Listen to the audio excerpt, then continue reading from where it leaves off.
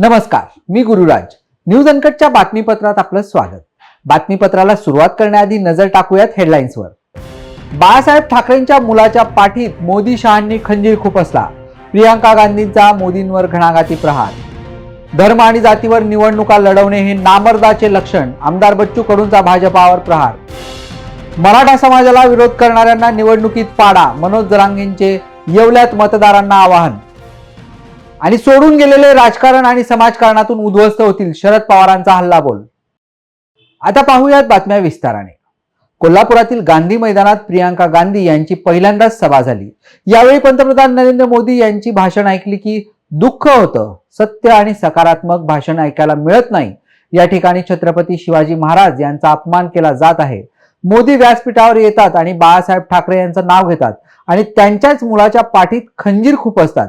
अशा शब्दात प्रियांका गांधी यांनी कोल्हापूरमध्ये पंतप्रधान मोदी आणि शहांवर हल्लाबोल केलाय. विधानसभा निवडणुकीच्या रिंगणात उतरलेल्या परिवर्तन आघाडीच्या प्रहार संघटनेकडून नालासोपारा विधानसभा मतदारसंघातून धनंजय गावडे यांना उमेदवारी देण्यात आली आहे. त्यांच्या प्रचारार्थ बच्चू कडू यांनी विरार येथे सभा घेत भाजपावर जोरदार हल्लाबोल केलाय.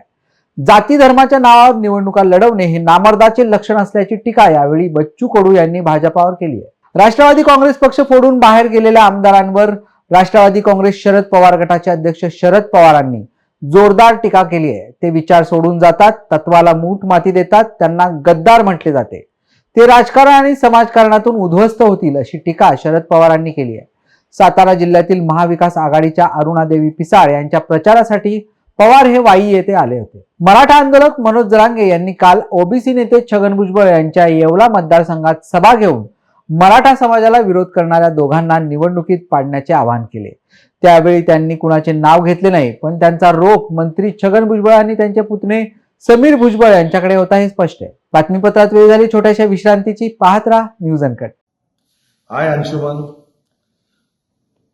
तुझे 25 प्रयोग होते. पाहिलं ना मी तुला या नाटकाचे. खूप आनंद वाटतोय. जस्ट नाटक सुरू झालं लगेच पटपट पटपट पटपट 25 प्रयोगांत पोहोचतोयस तू. हे जास्तीत जास्त प्रयोग व्हावेत.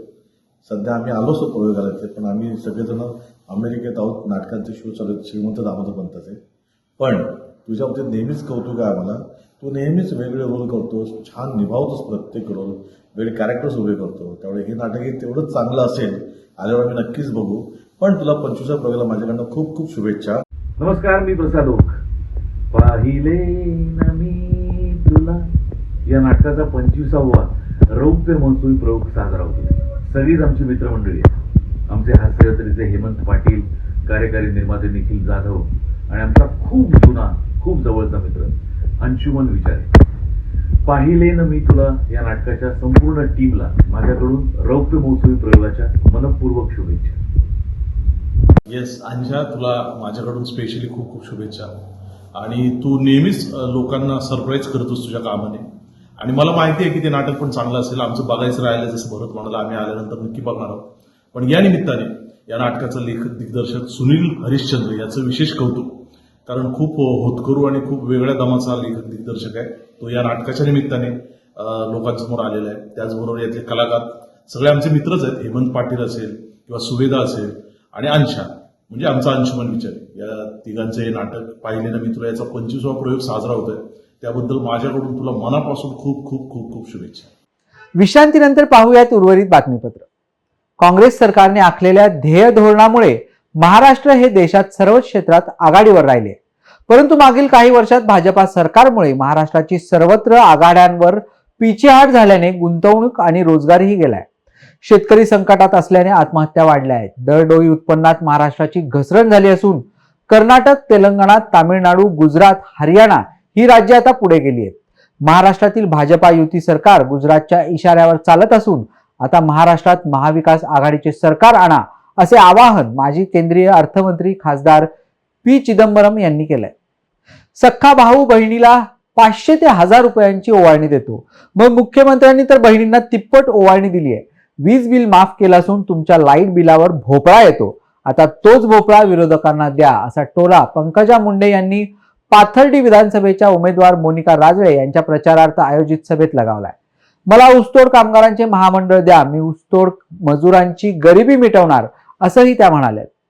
नाशिक जिल्ह्यातील येवला तालुका दुष्काळी असला तरी नाविन्यपूर्ण प्रयोग करत दुष्काळावर मात करण्यात येथील शेतकरी तरबेज आहेत. तालुक्यातील हडप सावरगाव येथील नितीन कोल्हे आणि योगेश कोल्हे या भावंडांनी असाच नाविन्यपूर्ण प्रयोग करत सफरचंदाची बाग फुलवल्याने सर्वत्र चर्चा होते. कोल्हे बंधूंनी आपल्या 1 एकर शेतामध्ये 14x10 या अंतरावर थंड प्रदेशात येणाऱ्या सफरचंद फळबागेची लागवड करून इतर शेतकऱ्यांसमोर आदर्श उभा केलाय. बातमीपत्रात वेळ झाली छोट्याशा विश्रांतीची. पाहत रहा न्यूज अनकट. नमस्कार मंडळी, मी संजय जाधव. पाहिले ना मी तुला या नाटकाचा 25वा प्रयोग 20 नोव्हेंबरला शिवाजी मंदिरला दुपारी 4 वाजता होणार आहे. मी हे नाटक बघायला प्रचंड उत्सुक आहे. मी खूप ऐकलंय नाटकाबद्दल. मी येणार नाटक बघायला. मला असं वाटतं आपण सगळ्यांनी जाऊया, है ना.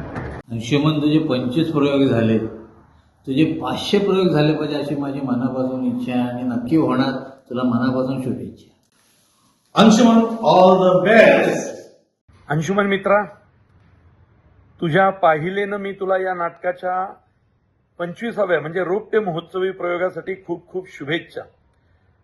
सुमुख चित्रनिर्मित आणि अनामिका प्रकाशित सुनील हरिश्चंद्रनी लिहिलेलं दिग्दर्शित केलेलं हे नाटक अख्ख्या महाराष्ट्रात धुमाकूळ घालतंय आणि याचा 25वा प्रयोग 20 नोव्हेंबरला शिवाजी मंदिर दादरला होतोय. अंशुमन, तुला आणि टीमला खूप शुभेच्छा. सुवेदा देसाई, हेमंत पाटील आणि तू खूप धमाल करता या नाटकात. अरे तू तर अख्ख्या महाराष्ट्राचा लाडका आहेस आणि माझाही लाडका कलाकार आहे. त्यामुळं तुला अगदी मनपूर्वक शुभेच्छा. विश्रांतीनंतर पाहूयात उर्वरित बातमीपत्र. जळगाव जिल्ह्यात गेल्या 4 निवडणुकांपासून एक व्यक्ती निवडणूक लागताच न सांगता मतदान जनजागृतीच्या विविध घोषवाक्यांसह रंगवलेली छत्री, सायकलवर जागोजागी लावलेल्या घोषवाक्याच्या पाट्या, मतदान जनजागृतीच्या घोषवाक्याचा बॅनर वापरलेला ड्रेस अंगावर चढवून जुलाल ठाकूर जनजागृती करतायत. कोणाकडून मोबदला न घेता कार्यालयीन वेळेपर्यंत जवळपासचं कोणतं तरी गाव घेतात आणि मेगाफोन वापरून त्यावरून मतदानासाठी जनजागृती करतात. त्यांच्या या उपक्रमाची सर्व स्तरातून प्रशंसा होते.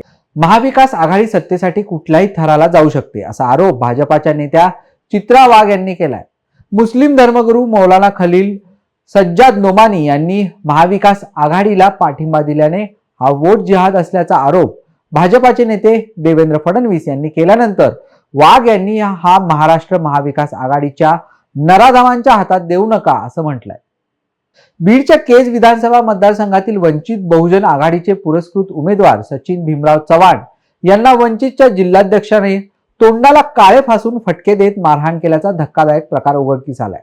काही दिवसांपूर्वी सचिन चव्हाण यांनी भाजपाच्या उमेदवाराकडून प्रचार यंत्रणा आणि आर्थिक मदत घेतल्याची कबुली दिली होती. त्यामुळे संतापलेल्या जिल्हाध्यक्ष शैलेश कांबळे यांनी उमेदवार सचिन यांना चौकात काळे फासून मारहाण केली. वेळ झाली या बातमीसह या बातमीपत्रात इथेच थांबायची. पाहत रहा न्यूज अनकट.